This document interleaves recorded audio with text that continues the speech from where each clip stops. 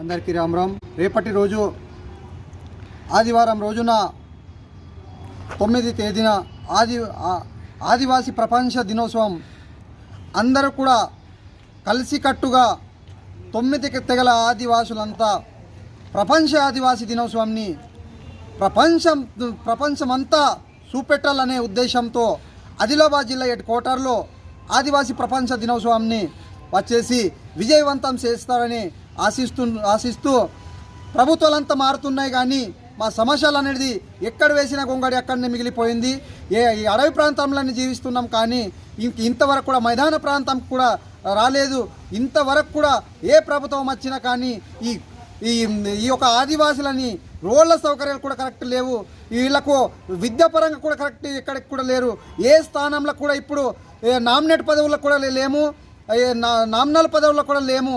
అంటే ఇంత చూపెడుతున్న ప్రభుత్వాలు అంటే ఎంత సిగ్గుచేటో దీనికి కూడా అర్థం చేసుకొని అన్ని గూడలల్లో ఆదివాసీ ప్రాంతాలల్లో ఏ పటేల్ దేవారి మహాజన్ ఏదైతే సావిడి వ్యవస్థ ఉందో, ఏదైతే రాయ్ సెంటర్ వ్యవస్థ ఉందో, వీళ్ళందరూ కలిసికట్టుగా వచ్చేసి ఈ ఆదివాసీ దినోత్సవాన్ని ఘనంగా జరిపేస్తారని ఆశిస్తూ జై ఆదివాసీ, జై కుమ్రాంబి. ప్రపంచ ఆదివాసీ ఆగస్టు 9 దినాన్ని అందరి ఆదివాసుల తరపున మేము శుభాకాంక్షలు చెప్తా ఉన్నాం.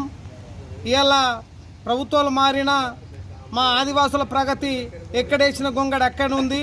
ఇవాళ ఏజెన్సీ డిఎస్సి కానీ జీవో నంబర్ 3/170 యాక్ట్ చట్టాలు తుంగల తొక్కుతురు కాబట్టి ఐటీడీఏలో 100% పోస్టులన్నీ ఆదివాసులతోటే భర్తీ చేయాలని కూడా ఆగస్టు 9 రోజు ప్రపంచ ఆదివాసీ దినోత్సవం జరుపుకుంటాం. కాబట్టి ఆ రోజు మొత్తం ఆదివాసులు తీర్మానాలు చేయాలా. ఇలా ఐటీడీఏలో ఎన్నో అభివృద్ధి కార్యక్రమాలు జరుగుతున్నాయి, కానీ ఆదివాసులకు అవి అందుతలేవు.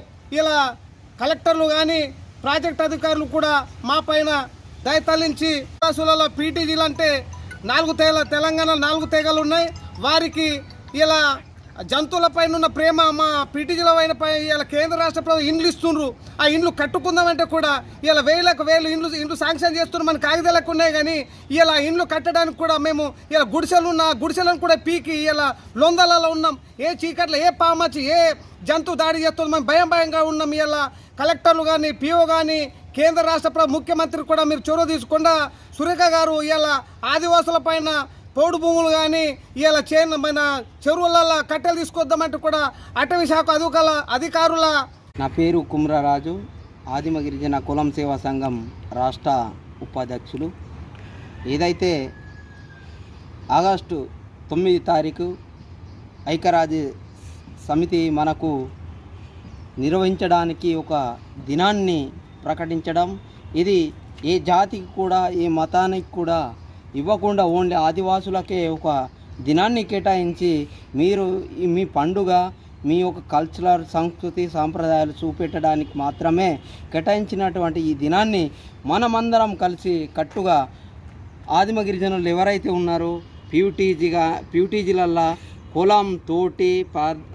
కోలాం తోటి చెంచు కొండ్రెడ్లు, అదేవిధంగా అందరూ 9 తెగల ఉన్నటువంటి మన ఆదిలాబాద్లో ఉన్నటువంటి కలిసికట్టుగా మనం నిర్వహించడానికి ఒక వేదికను ఏర్పాటు చేసినాం. కాబట్టి అందరం కూడా ఈ వేదికను అందరూ కలిసికట్టుగా విజయవంతం చేయడానికి మనమందరం జాతి భేదం కులం మతం ఎవరికీ లేకుండా మనమందరం ఒకటే ఆదివాసి అన్నప్పుడు మనకి ఈ దినాన్ని కేటాయించినప్పుడు మనమందరం కలిసికట్టుగా నిర్వహించడానికి ఒక వేదిక అలంకరణ చేసినప్పుడు మనమందరం ఎవరికి విమర్శలు కాకుండా ఈయన గోండు కులం అది ఇది కాకుండా మన జాతి ఈరోజు ఒక రోజు మనకు 9వ తారీఖు నాడు ఇచ్చిందంటే అది మనము మన జాతి ఒక మనుగడ కోసమే మన దినాన్ని కేటాయించింది. కాబట్టి ఆ దినాన్ని మనము చాలా చక్కగా మన పండుగ మన ఇంటి పండుగ లాగా మనము తీసుకుపోయే విధంగా మనం అందరం కలిసికట్టుగా చేయాలనే నా ఆలోచన ఉన్నది.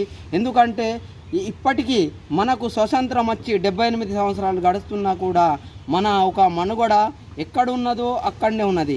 భారతదేశ వ్యాప్తంగా మన కోసం నరేంద్ర మోడీ గారు ప్రధానమంత్రి